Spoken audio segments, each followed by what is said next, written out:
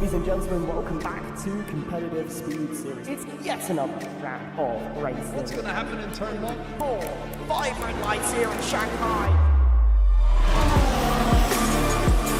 They will need an even bigger miracle. This is completely flipped on its head. Now the gloves have come off. You will not believe your eyes. Oh, it's the wall! For the first time, EVE have won a race! They have beaten the unbeatable team title for TF10. They are back on top.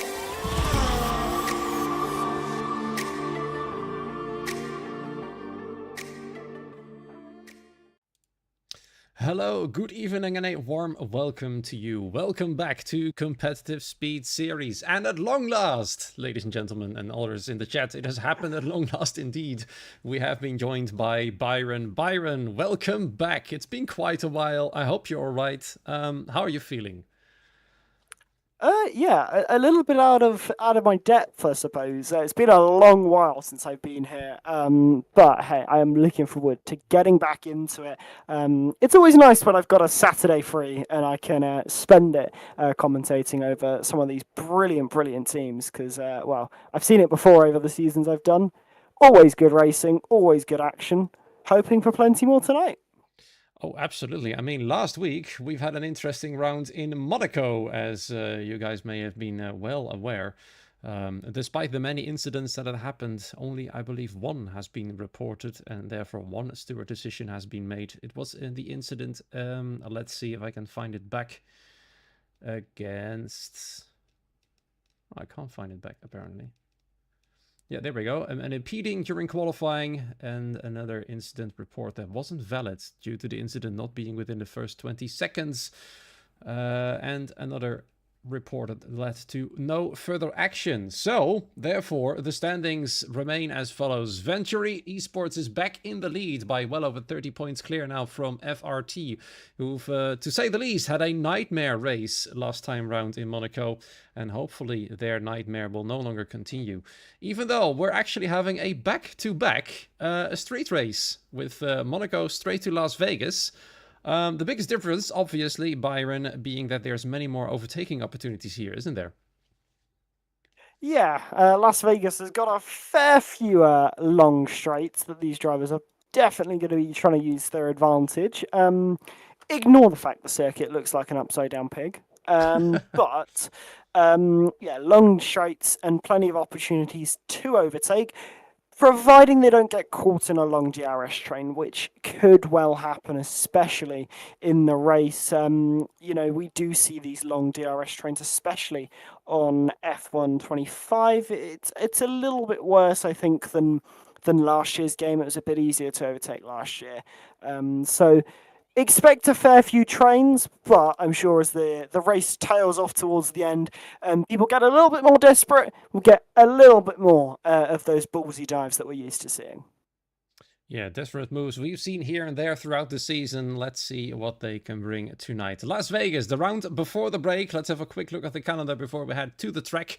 We're starting with 17 drivers. We'll soon find out which 3 are missing. Thankfully for AMR, they have at least one driver in tonight. Unfortunately, the second one is still missing, and he might hopefully join by the end of qualifying.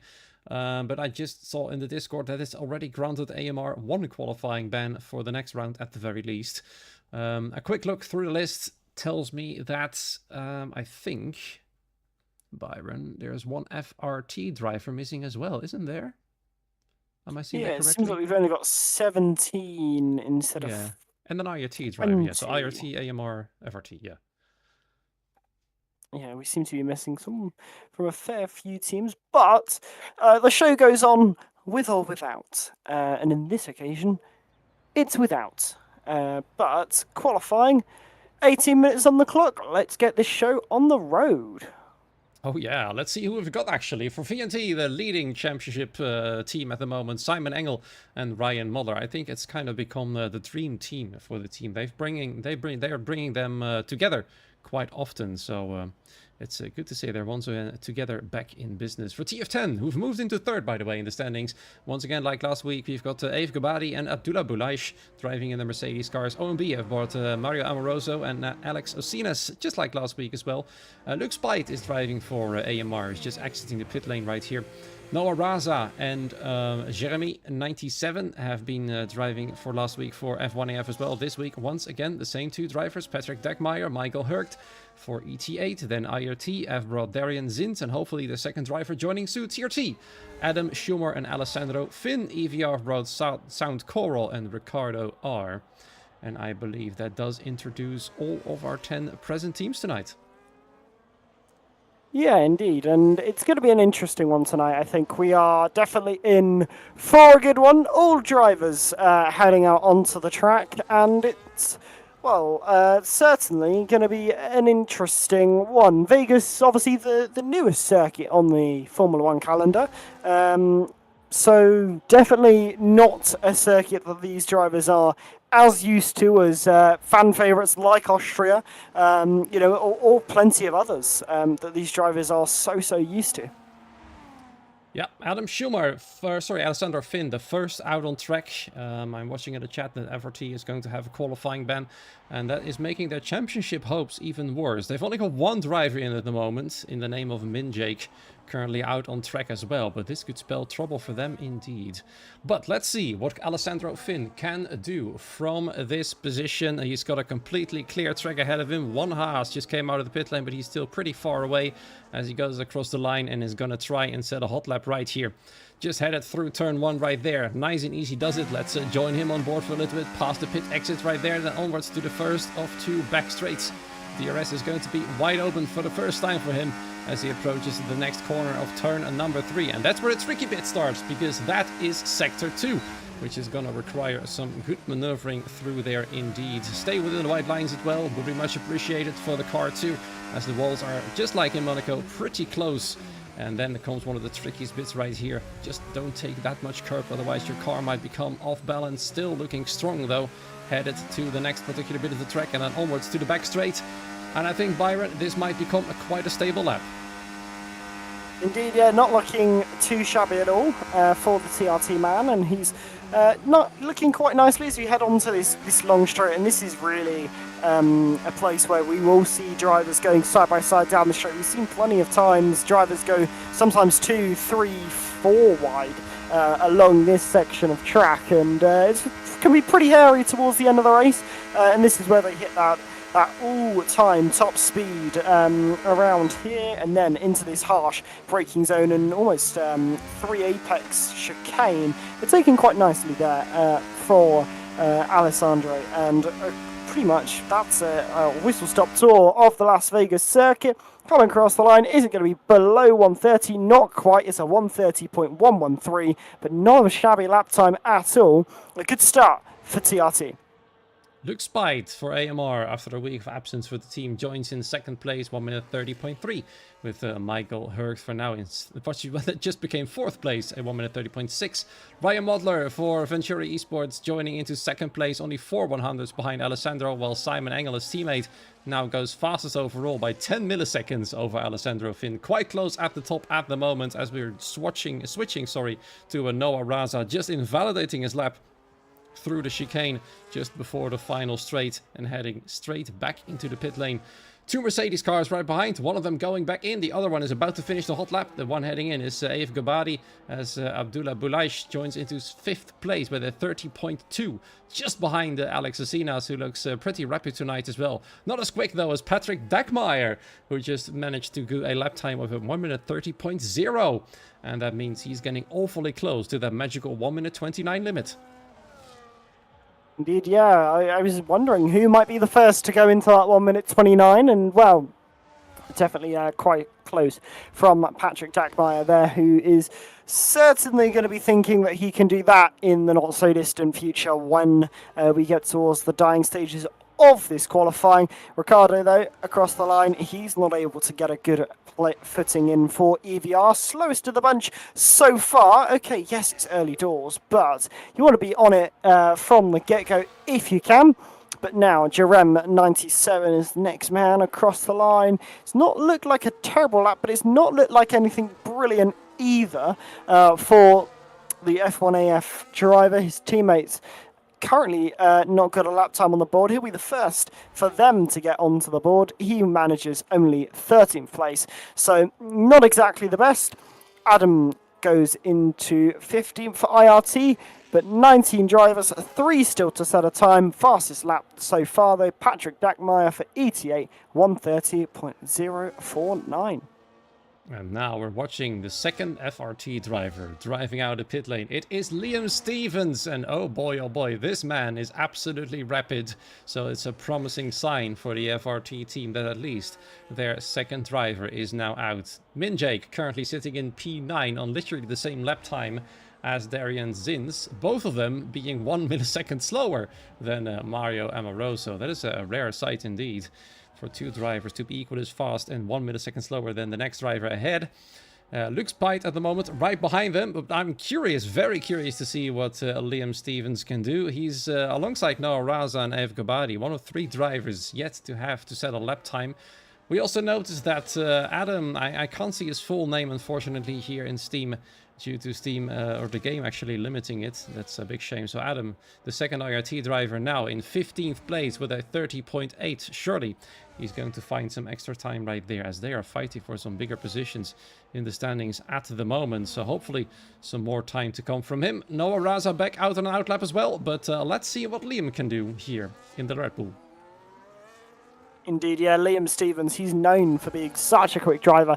Seen him plenty of times. I've had the joy of commentating over him plenty of times. He always provides a good bit of action whenever he goes racing, but in towards turn number 1, nice and on the throttle and very delicate on the exit here. We're not sure how much practice Liam Stevens has had, so he might be getting up to scratch a little bit here, but look at that, sweeping through and already towards the end of this first sector for this right-hander here. Very, very tricky. He's going to break just about after that 100-meter board, taken nicely. Little wall love tap on the exit, hug it to the left-hand side, then just before you get here, swing it to the right, take this corner and cut as much as you can away. Hug the apex on the inside here. Run it as wide as you dare without hitting that wall and losing yourself a heap of speed.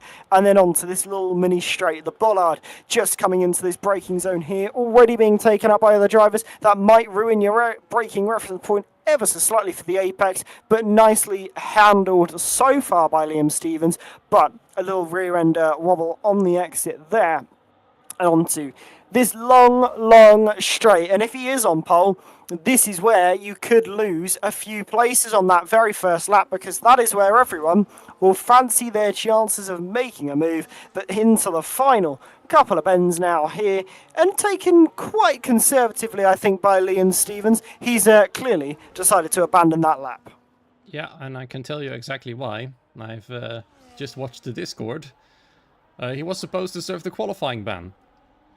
And he started the hot lap, and now he's getting disqualified from the race as well. That's at least what it looks like in the Discord at the moment. So a whole lot of more drama suddenly going on. And I feel like that's a bit harsh. He didn't set the lap. Is being quoted. Let me read it's Ace just quoted something in the Discord. If a driver has a qualifying ban, they can only complete an installation lap where they leave the pits and immediately return. Drivers with qualifying bans cannot give slipstream. The drivers must complete the installation lap, return to pit lane, and retire their car when completed. Drivers have the alternative option to instantly retire due to park from A being off. Disqualification from race if failure to follow qualifying ban. So, Yeah, did an outlap. Nearly did a hot lap, but he was informed by the end of that lap, came into the pit lane, retired, let him race. Not a problem, in my opinion. I could be wrong, and the letter of the law could be different, but in my opinion, I think that was fair. It was quite late notice, so I would say he should be okay. I guess you're wondering why I'm laughing. Byron, you might want to check the Discord as well. This is fascinating. Anyway, watching Ave Gabari going at the moment. He's not set a lap time yet. Everybody else by this point has, including Noah Raza, standing at P15 at the moment, only at 30.7. Patrick Deckmeyer still the fastest overall, but Ave Gobadi could very well become a little bit of a threat. We saw him being brilliant last week in Monaco, closing in on the race leader lap after lap. Of course, having the fresher tires did help him a little bit, but still, good strategy certainly did help him to a good, strong second place, allowing TF10 to join back into third place in the standings. The reigning champions have been struggling so far, and this man has been their shining light at the end of the tunnel they so desperately needed, including Abdullah Boulaish, sitting in 6th at the moment. Also on a hot lap, and only 7 milliseconds behind Alex Sinas. OMB once again doing brilliantly. Ever since their debut, they have been strong contenders for a certain midfield place in the standings. As there we go, Ave Gobadi by quite the margin as well. My goodness me.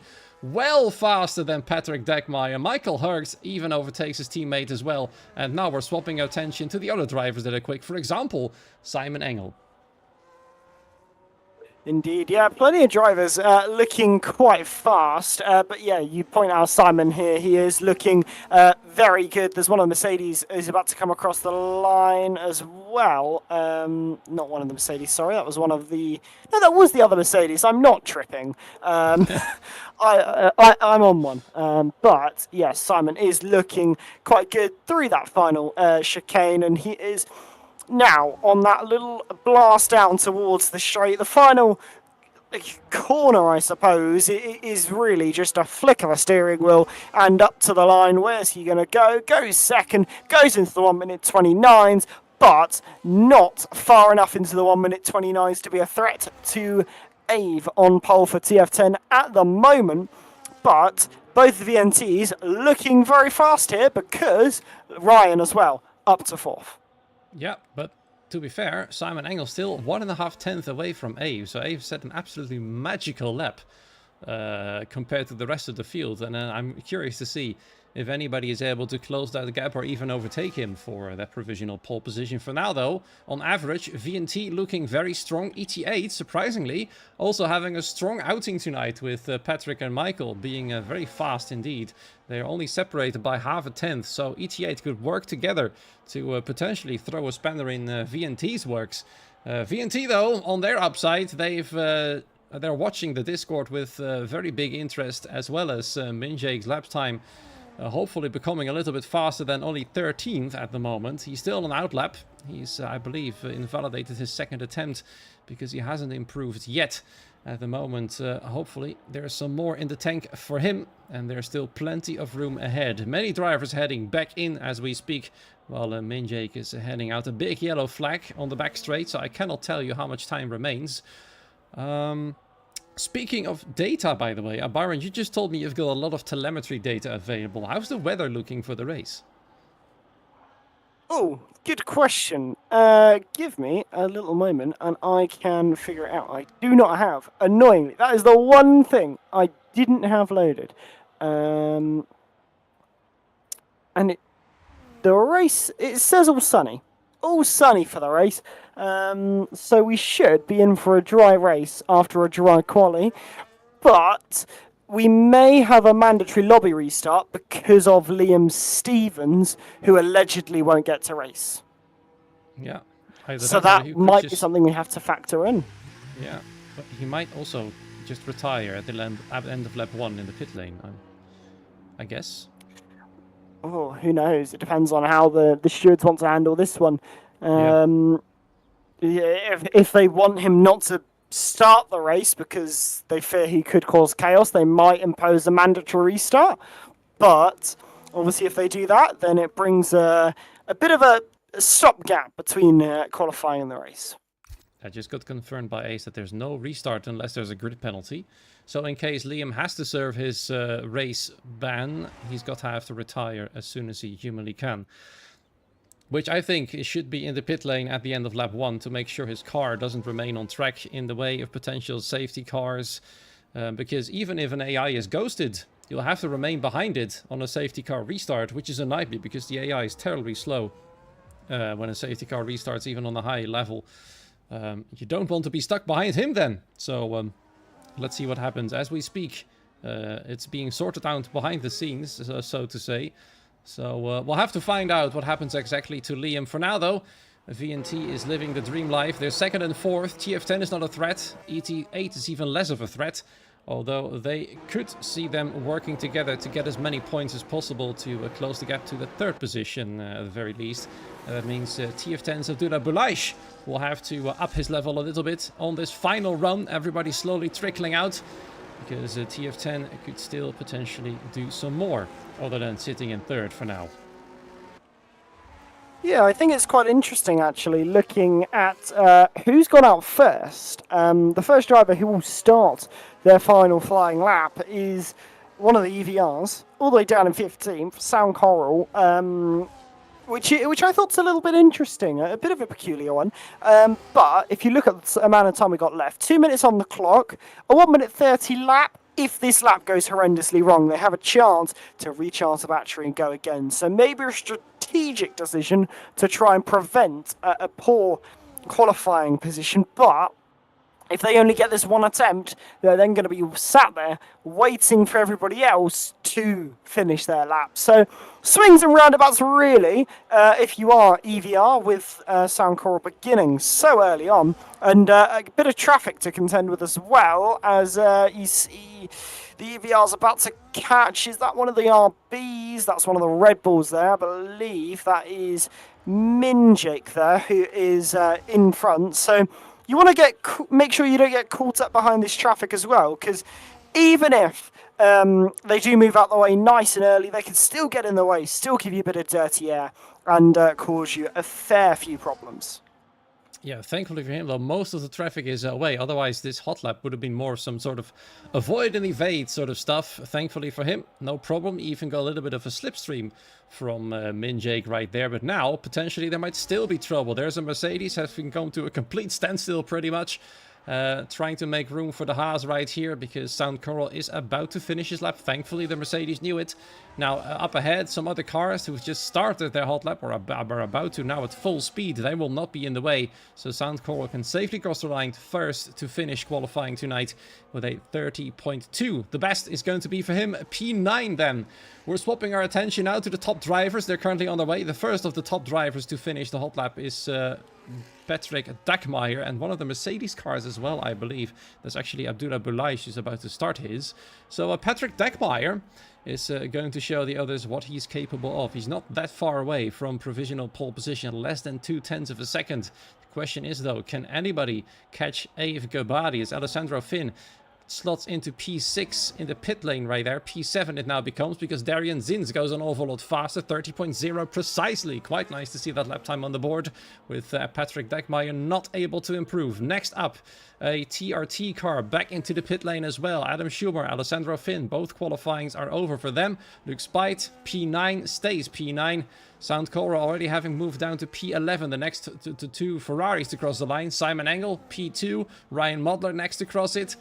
Let's see what he can do. There's Michael Hurkt, goes into P4. Ryan Modler cannot beat the Ave Gabadi either. I'm not sure what Ave has put in that Mercedes tank, but his lap from the get-go has simply been unbeatable. Yeah, really has been unbeatable and is looking like it could be the pole position time that we have, a 1:29.786. A lot of improvements here at the def, but nothing substantial enough to provide much of a detriment, not an improvement as well from the pole man, which means that the only man who could possibly displace him would be his teammate of Abdullah for TF10. Could it be a front row lockout for TF10? Well, Abdullah up to the line now, crossing the line. What will it be? Not an improvement. In fact, a convincingly slower lap time. So the lap time set with about 9 minutes on the clock, I would have said, is the lap time that stays on the board and stays P1 out the other end. But VNT looking dominant like ever. Second and third, and ETA up in the mix as well. Liam Stevens is allowed to race. His race ban has been lifted to great dissatisfaction, by the way, from VNT. So here we are. Also, Ryan Modler apparently suffering from low frames due to Liam Stevens joining late. He doesn't need a restart though. But confirmation, TF10 is back on top. Avgo Badi has made the reigning champions with a reason there to celebrate tonight with a pole position at the very least. Some points, of course, awarded for pole position as well. Further down the order, FRT's Minjake finds himself in P7 all the way down. Liam Stevens allowed to race. I'm curious to see what he can do from last position now having served his qualifying ban. EVR once again at the bottom of the field, 15th and 19th from the top of my head, with Ricardo R, the only driver ahead of Liam Stevens in 18th right there. So yeah, there's a lot of stories that could potentially be told around Las Vegas tonight. TF10 on top, VNT 2nd and 4th, and ET8 potentially in the mix as well. Yeah, it's quite unexpected. The bit of a reverse on the decision not to let him race. I personally really agree with that. I think it was really harsh to not let Liam Stevens race. He joined so late on, wasn't aware of the procedure around the qualifying ban, and the wording clearly was not particularly clear. So it's nice to see that we will have 19 drivers lining up on the grid. No need for a lobby restart either. Less drama, less hassle, more good action. And Liam Stevens, we know he's a good driver. We know he will be able to recover, and hopefully he can get some points for them. So, it's pretty much all eyes on this race. Yeah, and all eyes on tire strategies as well, by the way, because it has been a fascinating thing all throughout this game so far. All of the drivers usually picking the harder compound of tires, as in the harder option set for the tire allocation. So 2 sets of hards, 1 set of mediums. More often than not, all of the drivers start on the medium tires only to swap to a set of hards, or maybe even 2 sets of hard tires later down the line. Now, I'm not sure how hard this track is on the tires in this year's game. So we'll have to find out later down the line whether this is a 1 or a 2-stop. Or maybe it could potentially be a mix of both. And I know that usually provides some very interesting racing, because if drivers disagree on a 1 or 2 stop, it usually means the racing by the end becomes fierce and very heated indeed. But we'll have to find out later. So 19 drivers are waiting to get going. AMR once again, this time thankfully with 1 driver instead of none at all, like we had last week in Monaco. So a little bit of chance there for points for them with Luke Spite out there. Vettel was their supposed second driver. He wasn't able to join in time. And no, it wasn't actually Sebastian Vettel. It is just Vettel. But who knows what he could have brought to the table for the team.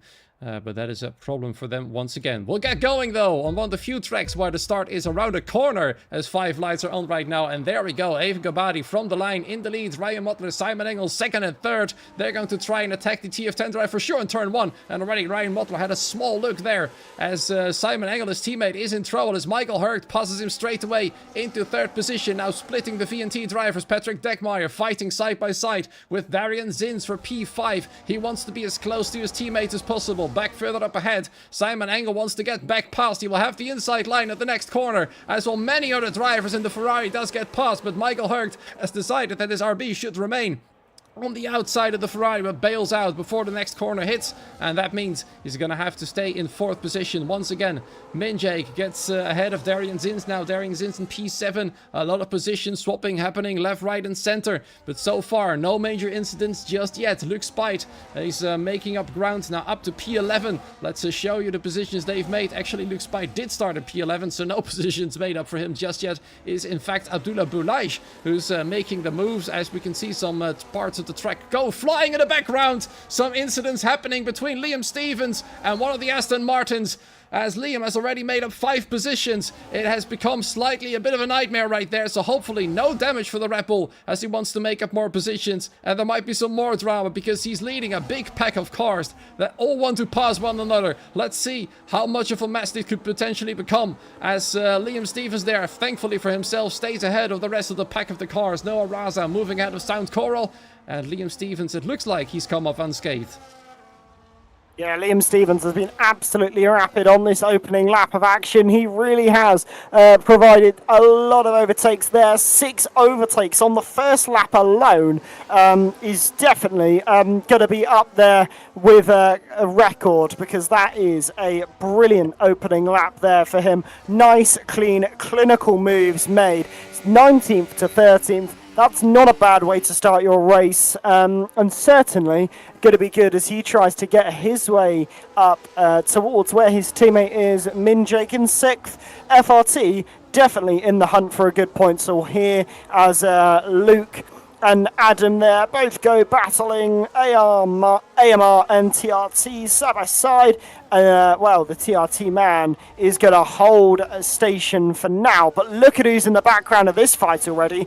It's none other than Liam Stevens. Yep, and Luke Spite's got some damage to the front right side. The end plate is missing of his front wing, so that does explain why he's starting to fall through the field a little bit. It does allow Liam Stevens to keep up, and he will get DRS now from that car ahead. Alessandro Finn, in the meanwhile, the other TRT car is about to get very close to Mario Amoroso over P9, and we could potentially see, and I think we will see, an overtake from the Alpine on the Sauber right there before the corner happens. Does Mario defend? He does defend a little bit, but he does not have enough room to make it round the outside back into 9th place. So for now, though, he's bailing out, allowing Alessandro to get through into 9th place, giving change to Abdullah Boulaish, who also looked to be very competitive against Darian Zins for P7 on the previous lap, but he didn't find a way past just yet, has backed off a little bit, and for now has to remain in that 8th place. At the moment, his teammate Aif Gabadi leads from the strong team that is VNT right behind. They are working together, as are ET8. The question is, can they keep up with the championship leaders? Yeah, you might certainly be hoping so. VNT, ETA looking strong in this race, but Aif Gabadi looking very strong out in front at the moment. No real contest. I think he's comfortably got the pace to keep the VNTs behind, at least for the time being, but it doesn't take much for that to change, especially as we go through the action. But you know, you see Adam and Mario going side by side battling here. TRT watching Adam fall a little bit like a stone in a sense, and he is really struggling for pace here. He's 1.3 off of his teammate, so he's not having the best day in the office so far. But just a word on your tyres. Everyone's starting on that medium compound tyres, keeping options open. Do they go for the one stop? Do they go for the two stop? Liam Stevens having made up another place now. It's definitely going to be interesting, because I think the more aggressive these drivers are, the more difficult it's going to become.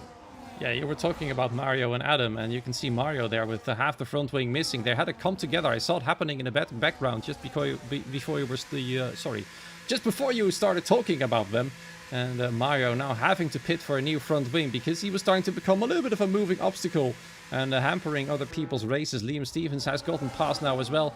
He is now trying to keep up with the rest of the field. He's now sitting in P11. He's in the points already because, as we all know, the top 15 does ground points instead of just the top 10. Noah Raza now, the next car to knock on the door of Luke Spite, also with a damaged front wing right there. Not enough to pit yet, though. It's only the end plate on the right side of the front wing, as Mario Amoroso had to replace the front wing entirely because pretty much the entire right side had just gone missing, thanks to his coming together with Adam Schumer, who's now struggling to keep up with his teammate. Hopefully for him that Alessandro Finn will back down a little bit to help him catch up and stay within DRS range. Otherwise the team might lose some more points. In the meanwhile, Ryan Mutler has taken the lead from Aif Gobadi, but it looks like Aif might as well retake the lead straight away on this next lap as he gets DRS, is very close to the Ferrari, and of course Ryan Mutler makes no issue out of it. His teammate is drawing closer as well, but we will not see a swap between them because Simon simply was too far back.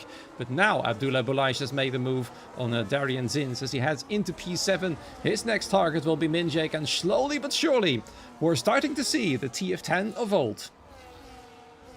Indeed, yeah. Aif Gabadi and Abdullah looking quite strong in this race. And as we saw, the response that Aif did versus Ryan.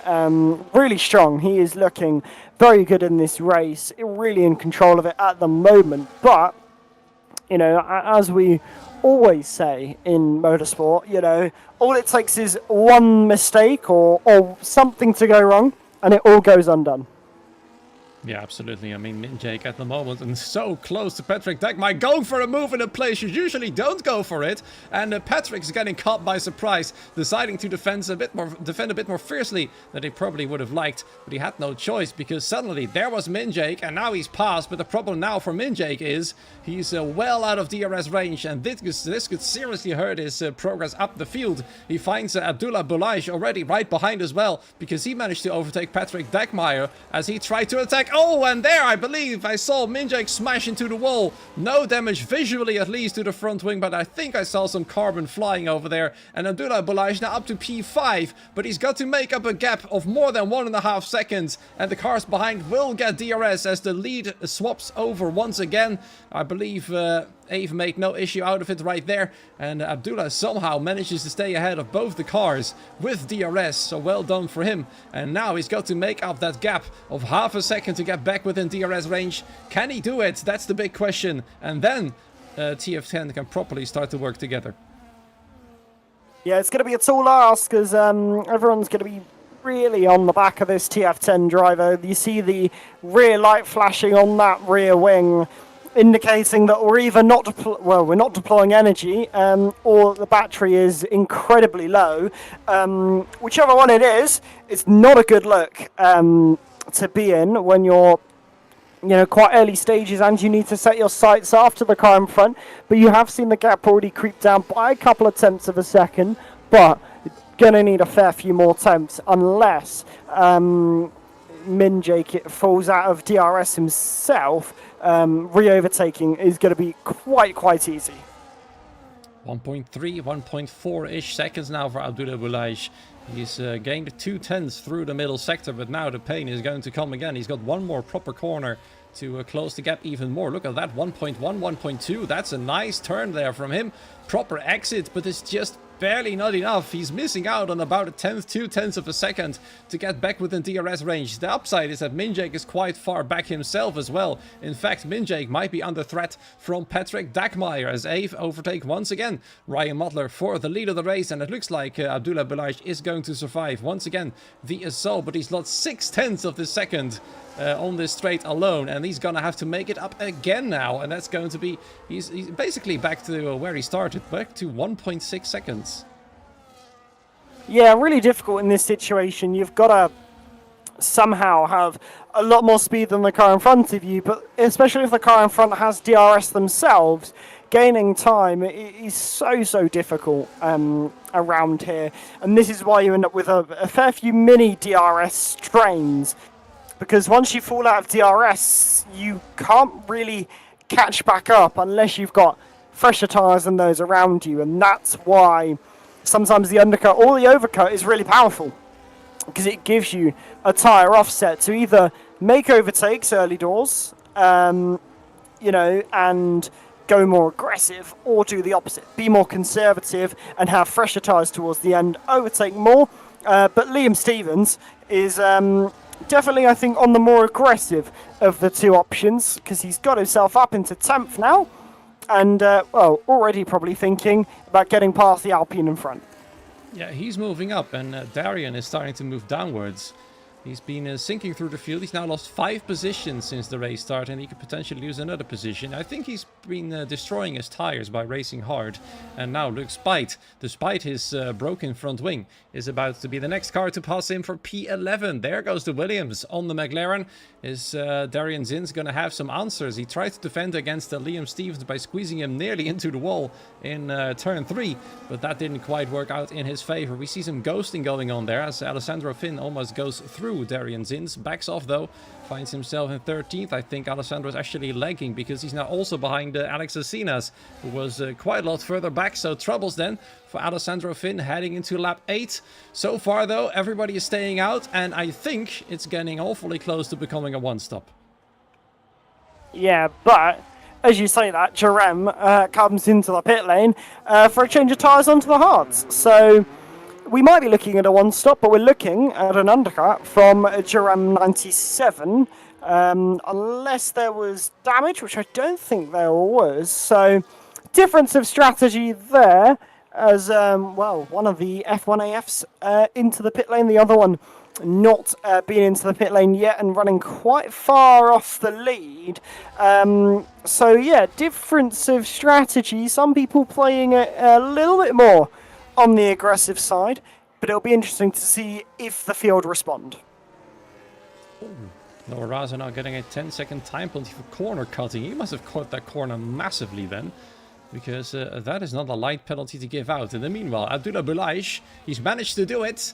0.6 of a second now to the next car, and he's well within DRS range. In the meanwhile, VNT under serious pressure from Michael Hurgt right there, as they're still having a fight with the race leader as well. They're going to have to keep an eye on the rear view mirrors, because not only Michael Hurgt is there, now Abdullah Boulaish has properly closed the gap, as we see a yellow flag for Mario Amoroso, going a little bit slow once again, having lost the right side of his front wing. This is just not his race, and I wouldn't be surprised if he throws in the towel after this incident. We now see Liam Stevens going for an undercut as well. That is interesting. At the start of lap 9, he's gonna go for a fresh set of hard tires. This could be his chance to get into the race properly from the back of the field, going to try and undercut against the rest, against the entire top 7 or top 8, so to say, who are all still within 1 second of one another. Adam Schumer on 1.5 seconds behind and dropping a bit further down, as Noah Raza is the first retirement in the pit lane, and Mario Amoroso actually continues. Yeah, continue with that damage. Interesting decision. I'm not quite sure what's fueling that particularly. A 3-second time penalty for Adam Schumer for corner cutting as well. Don't know why that's all caps. He clearly must have upset the FIA, and they decided to put caps lock on that one. But definitely an interesting one. Liam Stevens going a bit against the grain, I think. I think a lot of the field would have gone an extra 1, 2, maybe 3 laps. Try and get kind of more to the region of a lap 11, lap 12 for a pit stop, maybe. But clearly a couple of drivers wanting to be more aggressive, use more of the tyres early doors, and then try and manage them a bit more towards the end, as Adam Schumer, despite his penalty, is, unfortunately not feeling the benefits, as he finds himself now behind Patrick Dackmeyer. Plenty of drivers coming into the pit lane on this occasion, and a penalty for VNT for speeding in the pit lane, and someone else got one there as well. Yep, that's a nightmare. I saw it happening. I just swapped to Simon Engel because I saw him heading into the pit lane.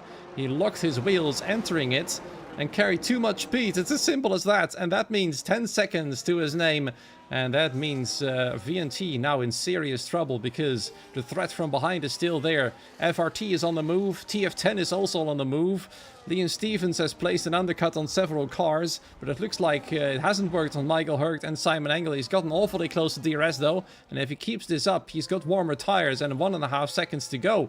Then he might still be in with a shot at the potential race lead, with Simon Engel potentially coming out as that race leader, unfortunately with a 10-second penalty to his name, and that is going to be very painful indeed. So fewer and fewer drivers are staying out on those old intermediate tires. They are now 9 laps old, on the verge of becoming 10 laps old.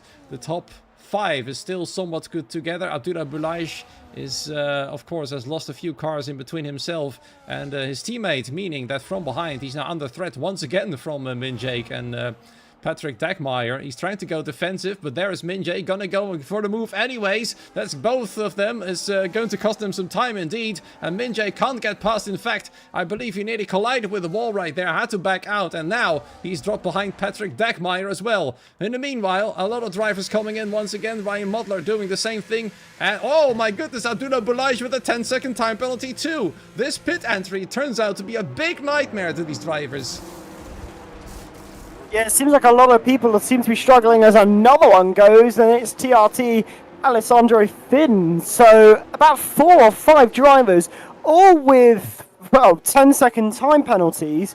This is music for the likes of Liam Stevens, who could gain handsomely here. He's gone for an undercut strategy, has the fastest lap of the race, and, well, plenty of drivers who could overtake him have now got penalties. Yeah, it's going to hurt them big time. Only Ave Gobadi is out there still with the medium tires. Very impressive stuff from him indeed. He's decided to go for the freshest hards by the end of it. And I think you should probably come in by the end of this lap. Otherwise, you'll fall too far back, unfortunately. So let's see if he does so, or if he goes for an even longer run. In the meanwhile, VNT now properly together. Ave Gobadi is still ahead of the both of them, but probably they will be ahead of him by the time he pits. As you can see in the background there, Michael Hurd and Liam Stevens all over the back of the VNT team as well. It's FRT still on the move. Minjake, though, has fallen back a little bit. Now under threat from Alex Asinas for what is currently P9. And struggling to stay up with Patrick Dagmeyer after their pit stop. And his potential come together on the previous lap with another car. You can see there Patrick Dagmeyer and Adam Schumer swapping positions, and it is indeed Ave Gobadi now pitting for his set of hard tires. The last driver to pit for the freshest tires right there, and we'll see how far he falls behind the rest of them.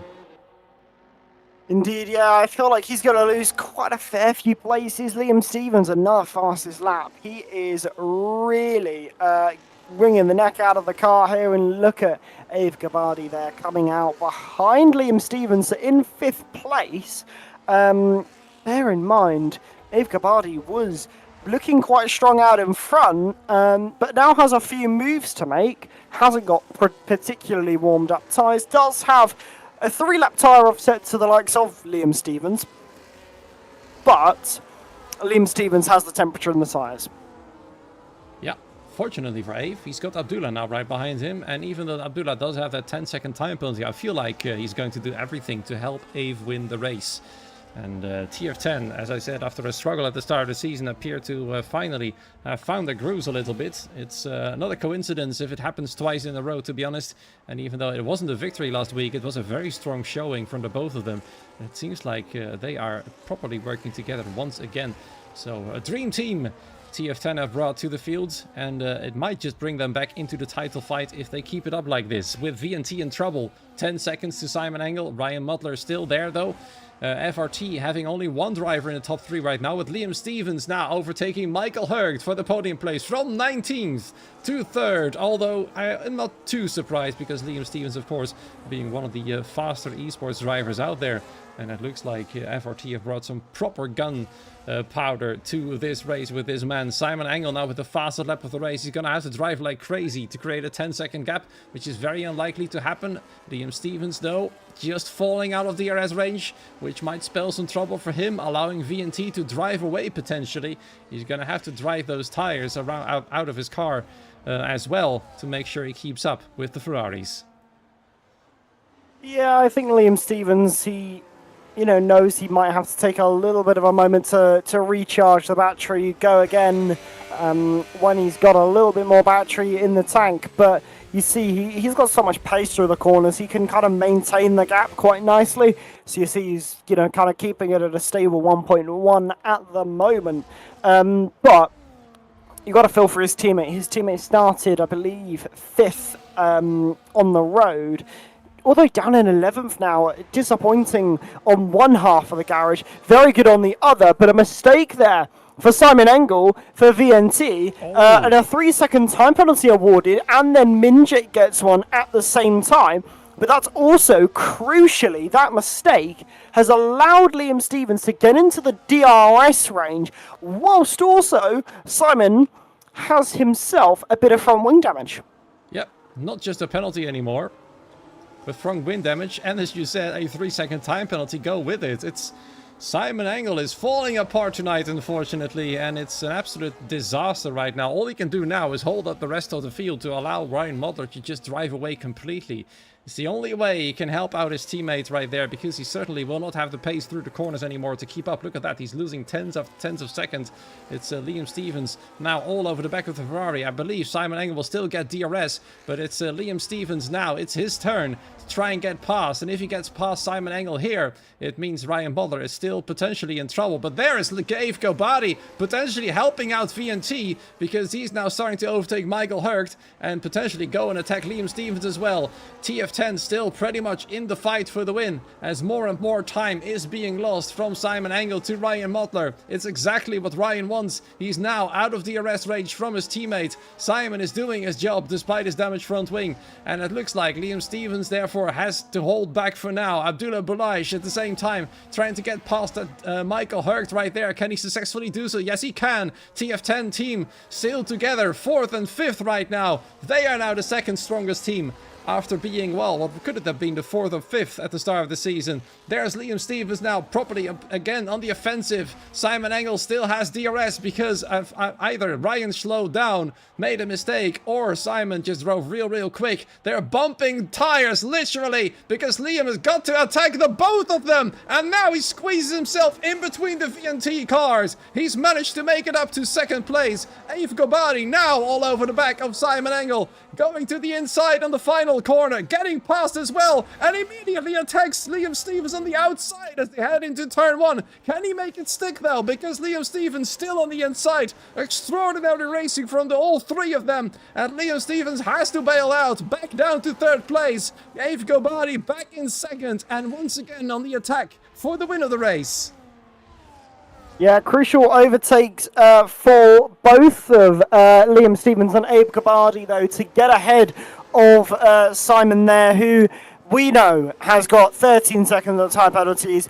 Absolute insult to injury for his race. That damage as well made him an absolute brick in terms of pace and performance. The fact that his teammate had to lift off to try and assist him, but that could have worked against Ryan here as well, because he held up, he slowed down, sorry, and in a roundabout sort of way, that's, if anything, hurt his own race, because he couldn't sail off into the sunset, and now has the likes of Abe Gabbardi and Liam Stevens still very much in contention. Yeah, and Ave, of course, having slightly fresher tires than Ryan isn't helping Ryan's cause either. Liam Stevens has the oldest tires of the top 3, but he's, of course, using that DRS to keep up quite easily. Simon Engel now falling back further and further. He's got Abdullah Boulaish behind him right now, but Abdullah also has a 10-second time penalty. But at the moment, Simon Engel still finishing behind the Mercedes because Simon has got an additional 3 seconds to his name.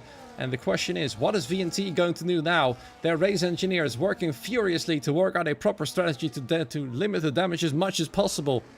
But I feel like it's going to be too little too late. Now Simon has lost DRS to Liam Stevens as well. And he's going to be a sitting ducks against Abdullah Boulaish, who wants to get past, stay close to his teammates. Same goes, of course, for Patrick Deckmeyer. There goes Abdullah up into P5 properly this time.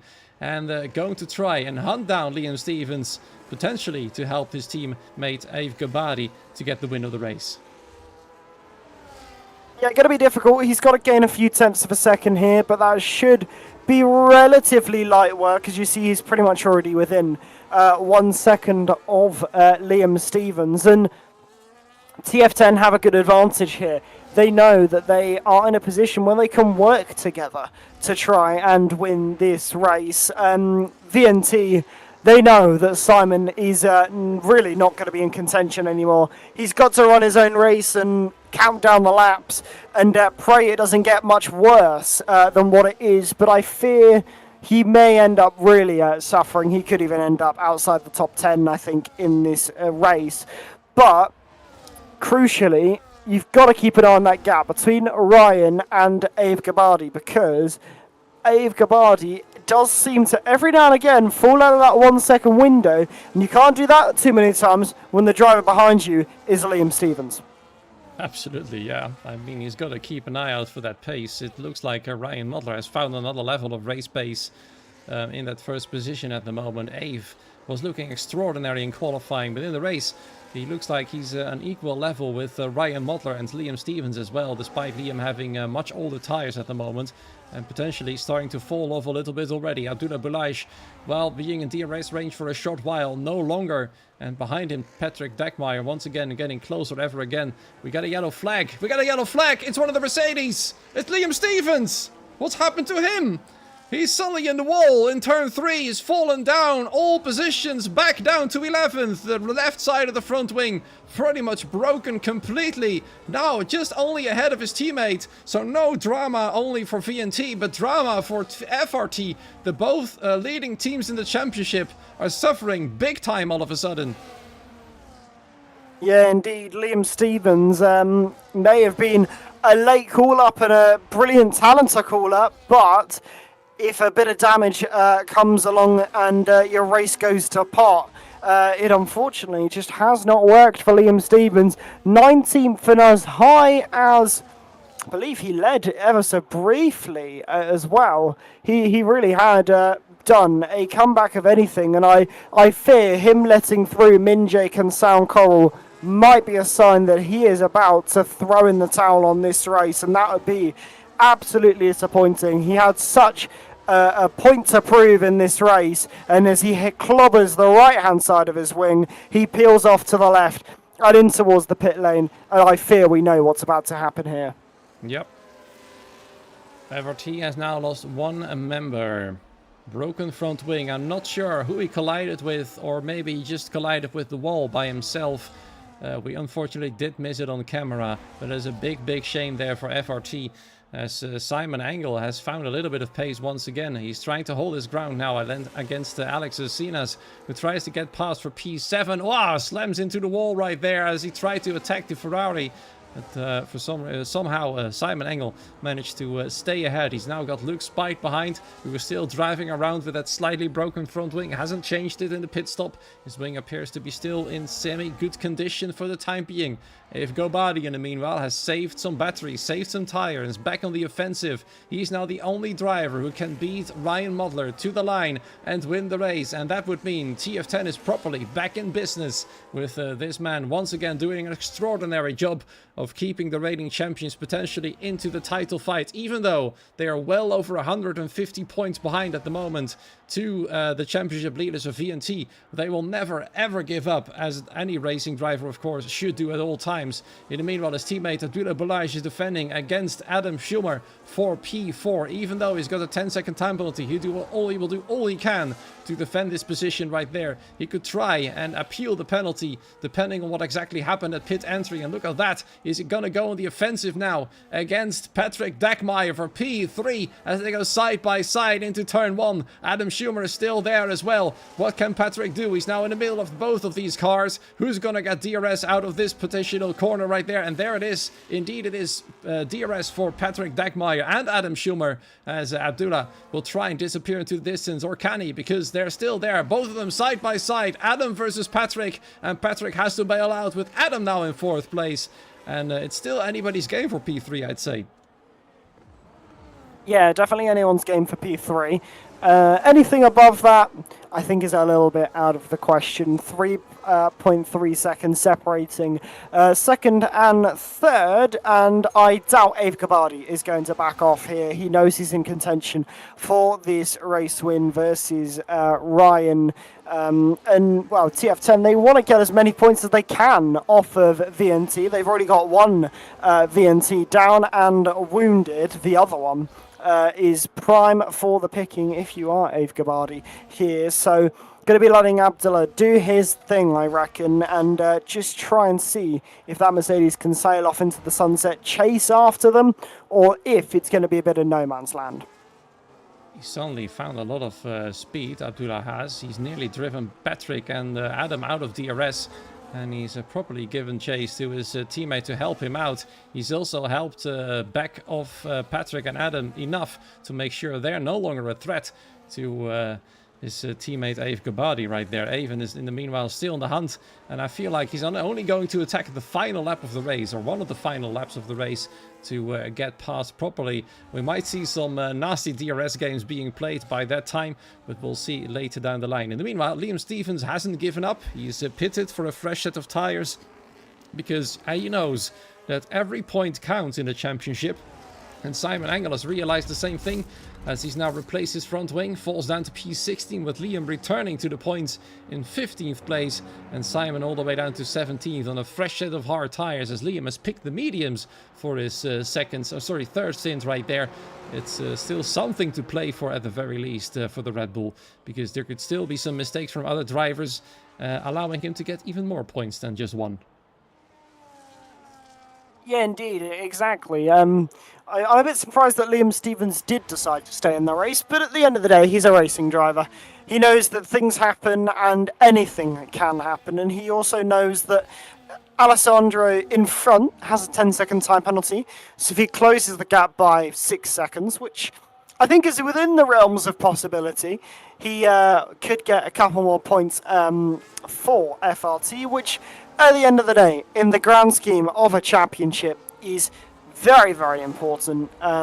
So he will be doing everything he can to try and reward FRT with something, especially given, it was in question as to whether they would even have 2 drivers racing. So he's going to be pulling all the stops out. No doubt about that one, I think. Yeah, absolutely. Every point is so important. And even though FRT is currently on the back foot once again, like they were in Monaco, they will not give up. We're only at the halfway point of the season. There's still so much to fight for. So throwing in a towel right now could potentially be lethal to the championship fight. Back to the battle at hand, though. It looks like Ryan and Ave are having a great time, and somewhat Ryan holding up Ave, I think, big time, because suddenly the gap is completely closed. It was 3 seconds about 3 or 4 laps ago. It is well under a second right now, and the 2 suddenly become 5 for the fight for the win. Whether that is going to benefit Ave or hamper him, he's got his teammate nearby now, but there's Patrick as well to contend with. He's in between them right now and could spell some potential trouble. I feel like Ryan has been playing some DRS games already by holding up Ave just enough to allow the rest to catch up, and now the fight for the win is between 5 cars with Adam Schumer. It looks like he's made a mistake, falling out far behind all of a sudden. Abdullah Boulaish on the offensive once again against Patrick Deckmeyer. Where is he gonna go? Outside or inside? It looks like he's had to back out. Couldn't find a way past just yet, but Luke Spite definitely has found a way past Darian Zins up into P7, and despite his slightly broken front wing, doing a great job for AMR to get back on the scoring after a absence in Monaco last week. But he's once again under pressure now from the McLaren as they head to the final corner towards turn 1. Is Darian gonna go on the offensive right again and turn 1? No, he just decides to stay behind him because Luke went a little bit defensive right there and has allowed the Williams to stay ahead for the time being. Indeed, yeah, really playing their cards close to their chest here, because they know it's going to be a difficult final couple of laps. Plenty of moves still to be made in these dying stages, I'm sure. And Ave Gabbardi is one driver I think we've really got to keep an eye on in these last couple of laps. How does he want to play this situation?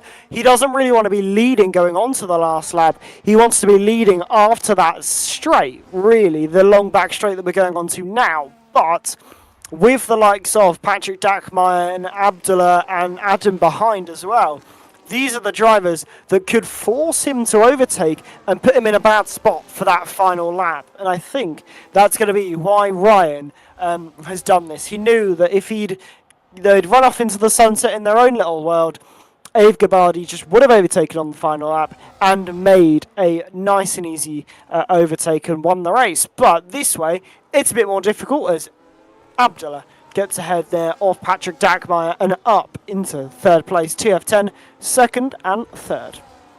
Look at that, Abdullah is just starting to hold up Patrick Deckmeyer, and Patrick is having absolutely none of it, just gets straight back past. It's hilarious to watch there. Abdullah tried to play the big moving obstacle, but Patrick wasn't fooled that easily. Gets back past immediately, once again trying to pressurize Ave Gabbardi for an even better place than third at the moment. Abdullah knows he will not get P4, so the best thing he can do now is help out his teammate, and helping out he does definitely. We saw him on the back straight on the offensive. We see Ave Gabbardi starting to have a little bit of a look about where he could go against Ryan Mottler, but now Ryan Mottler is gonna slow him down. Look at that. Ave Gabbardi is moving everywhere to make sure he doesn't bump into the Ferrari, because the Ferrari is going very slow indeed. Oh, Patrick Deckmeyer has gone off the track. Abdullah Boulaish has gotten back past, and now they're both out of DRS range. It's exactly what Abdullah probably wants, to hold Patrick up as long as he possibly can, at the same time trying to get DRS to help himself to defend against the RB right there. This is crucial teamwork for TF10. Only they are together right now. Michael Hurgt is too far back to help out Patrick Dagmeyer. And Schumer has found himself back within contention, even though he's got a 3-second time penalty, into the top 5 once more. And now it's going to get interesting. 1.5 laps to go, pretty much, or 2.5 laps, I should say, with Aif Gabadi very close to Ryan Mottler indeed. Abdullah now helping him out. And Patrick Dagmeyer desperate to try and get back past. Yeah, these drivers are really beginning to squabble, and this is what we're saying. You know, in these final couple of laps, this is where everyone can get really, really aggressive and almost get a bit of a do or die, you know, last-ditch effort overtakes, and well, it could end in disaster, and that's the sort of scenario that the drivers who are further down are hoping for, the likes of, you know, Liam Stevens, who's now 20 seconds behind the next car ahead. He'll be hoping that, you know, something does happen, contact happens, and drama happens, because that's how he can get himself in, you know, a couple of places higher. They're nearly just right on top of one another pretty much, Byron. It's absolutely fascinating to see. They're so close together. Ryan Mottler is allowing Aif to get so close, but just not close enough to get past. It's some furious defending right there from the Ferrari man, who's desperate to win this race, with FRT having fallen back big time. Minjake only in P10. Liam Stevens in P15 now. He's getting 1 point, but nowhere near as many points as VNT is getting at the moment, with a one man on the victory step at the moment. But it's still one more lap to go, and then it might just turn very ugly. What's Aif Gabadi going to do? He's gonna get past, or is he? He's side by side and past. Abdullah Boulaj wants to get past as well to help his teammate, but Ryan Mottler decides to go attack straight away, and he falls behind anyways. Aif Gabadi now leads the race, and this is crucial. Is Ryan Mottler happy or not? Abdullah Boulaj wants to force his way past, but he's once again getting attacked by Patrick Dagmeyer at the same time as we head into the final lap. This is not what Abdullah wants. He wants to stay ahead. He wants to help his teammate, and he does so by still somewhat finding his way past Patrick Dagmeyer for the time being, but Patrick is not yielding just yet. He's been a smart driver all throughout this race, and what's he going to do next? Aif Gabadi tries to drive away from Ryan Mottler, weaving all over the track, trying to break the slipstream. Half a second separates the Ferrari and the Mercedes on the last lap. He's now the lead car. He will not get DRS then, and Ryan will get DRS, so all Aif can do now is drive as fast as he can to create a gap as big as possible, and hopefully for himself to allow Abdullah to attack Ryan Mottler, to deny him that race win that they so need this race. They've won in Monaco. They're going to try again here in Las Vegas. VNT does. At now 0.7 of a second, 0.6 of a second. The gap is bigger than it has ever been between these two on this final few laps. And now the big sprint comes to the finish line. On the final time on the back straight are there 7.5 tenths.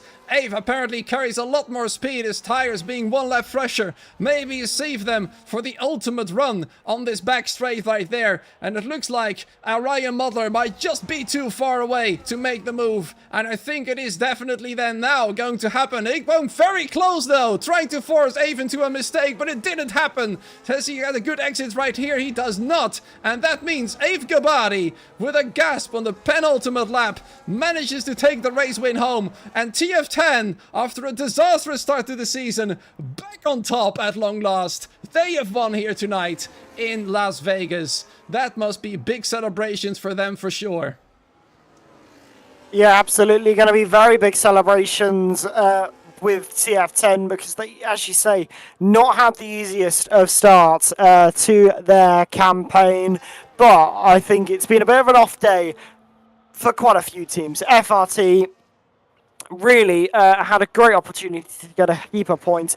They didn't capitalise, and the same could be said for VNT. Look at where Simon is going to come across the line. 16th place on the road, really struggled in this race, and you know, TF10, you know, Abdullah 8th okay, but his teammate won the race, and that's the sort of performance that TF10 need to get their championship charge back on track. Yeah, I'm just really curious to know whether what we thought was the strategy of the team to be their actual strategy. I want to know what the race engineers were saying to both Ave and Abdullah.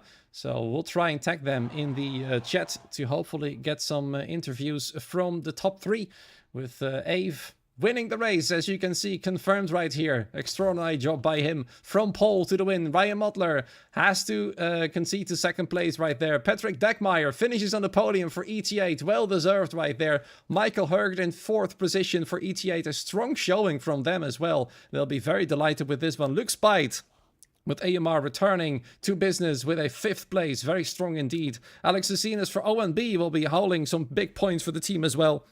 Darian Zins for IRT, also a great job. And Abdullah, of course, demoted down to P8 thanks to his second time penalty. But he would have definitely been very close to the podium had he not had that penalty. So definitely some good hopes for him and some good results to take home with him. Minjake for FRT, they'll be ruining once again this race with only 9th at their best result. Sound Coral for EVR, after starting in 14th, they'll get some decent points for the team as well. Adam Schumer down to P11, then Adam in P12, Jerem in P13, Alessandro Finn 14th, Liam Stevens finishing off in the points, 15th and the fastest lap. Simon Engel will not get points, unfortunately, with the incident happening in the race. Maya Amoroso, Ricardo, and Noah then rounding off your 19 drivers. So, let me have a little tag for these 3. Ave. Then, second of all, of course, Ryan. And third of all, Patrick. And ask them if they'd like an interview. Who's your driver of the day, Byron?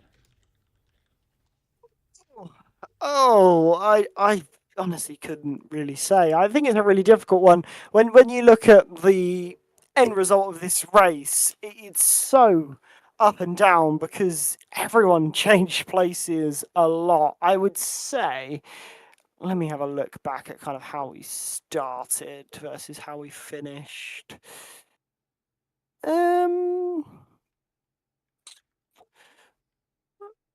I would say Abdullah, like, despite the penalty that he's taken, he had a really strong race. And it's difficult to get a penalty and still take a good result from it. So, he may have only finished where he started, but I think he would be my driver there because he was just really, really good during the race. Yep. I mean, fair enough. Let's actually hear from our race winner, Ave. It's a welcome back. We've spoken last week as well about your second place in Monaco, and now you can take the top step. I think it's safe to say this victory was a hard-fought one, wasn't it? Thanks. I was hoping to see you also today. Yeah, it was good. I mean, yeah, I'm finally happy I got P1 after the good races, I think, from Miami and Monaco. Practice paid off, so I'm happy. Yeah, what was the approach to this race? You started from pole position by quite the margin, I'd have to say. Then after the pit stop, you found yourself down the field a little bit, and the fight by the end with Ryan was quite difficult. How did you manage to get this victory to yourself? Yeah, well, to be honest, it's just managing the tires very well. I could stay behind everyone and just overtake them easily because when you get a good exit, it means you're half guaranteed to overtake. So that's what I was mostly prioritizing. But yeah, nonetheless, good result. Happy. I got pole, I think, from my banker, a valid banker, let's say. Yeah. So yeah, happy with that one. A bit disappointed that I could have done better, but I mean, it's still P1 at the end of the day. So yeah, just the fastest lap wasn't there. Byron, anything from you? I suppose, what was the strategy when your teammate got the penalty? What was the plan to try and maximize the result? Obviously, it's difficult when you've got 10 seconds of speeding in the pit lane to really salvage much from it. Were you just at that point trying to run your own races, or were you trying to work together where you could? Yeah, I mean, it's unlucky by him to get a 10-second. I think it's pretty easy to get up. It's a speeding penalty, but yeah, I mean, I try to slow down Ryan, let's say, in some ways, in some tactical ways, to help Abdullah to get into the DRS and just to help his own race and also help my race. so we could overtake Ryan easier. But I mean, I was still managing my tires to push at the end. So as you can see, it worked well. So good teamwork, thanks to my engineers and to him. Yeah, they did most of the work. Also me. Yeah, I mean, you got to have the skill to execute the strategy they give you. But hey, it's P1. It's a good result. It's definitely looking up for TF10 for the season. But we'll let you go and I've got enjoy one more it. question. Got one more question. Cool. I asked it last week as well, Ave, and I think you might see this one coming. I asked you last week, is this the return of TF10 back in business for the title fight? Now that you've won it, and Abdullah had potentially a strong result as well, had he not gotten the 10-second penalty, is it now safe to say that TF10 is properly back? I hope so. I mean, the best thing we can do is just perform well on the track. It's not if what's and maybes. Like if I didn't ruin Miami, I could have won. So it's just like gonna maximize the strategy and the circumstances that we have. And yeah, I think it will be good. It's quite a margin to P1, but I mean, at the end of the day, we're here to race and win. So let's see what will happen. Anything can happen. It's racing. So I mean, I didn't realize Liam could have went to the wall. So this just proves that anything can happen. So we'll do our best, and let's just see where the wind takes us. Right. Thank you so much for joining us. He doesn't do if buts and maybes. He does absolutes. And he absolutely showed it Well today. said. Well, go and enjoy it. Thank you. Cheers, boys. All right, Byron, it looks like Ave is the only one to join us tonight. I think Ryan said no thank you, and Patrick hasn't replied, unfortunately. So we'll leave it at this. But still, though, some very interesting insights from our race winner. And in the chat already, people saying that Ave is the hero of the night. And I think I've got to agree with that one. It's good to see the championship, the reigning champions, actually being back on top. And hopefully this is the doorway to many more good things for them. And we might see a third team joining the fray for the fight for the Season 6 title. One more look at the calendar before we say our goodbye. The break week, as you will know now, is up next, followed by a whole slew of interesting tracks. Byron, which of these 6 are you looking forward to the most? Put me on the spot. Well, fortunately, I should be here for most of it between now and the end of the season, hopefully, which should be good. It'll be nice to be back for the foreseeable. Fortunately, the one weekend I'm away is next weekend, so that works out quite nicely for me. Perfect. I can't lie. I am absolutely a sucker for Austria. It's probably my favourite circuit to drive personally. So I'd say that'd probably be my favourite between now and the end of the season. But all of the tracks, maybe bar Imola. I think Imola's quite a difficult one to overtake at, but all of the others I think are really good, strong circuits for overtaking and could bring a lot of action and a lot of good racing, just like we see every week. Yeah, I think I agree with you there on Austria. Also because the 1 and 2 stop there are so close in terms of which one is best. So definitely looking forward to that. We'll have to wait a little while though, because Brazil and Imola are up before that. We'll see you again on the 30th of August with Brazil indeed. Thank you so much for joining us once again. Have a great morning, afternoon or evening, wherever you are. And we'll see you in 2 weeks' time. Same place, same time. Until then, goodbye.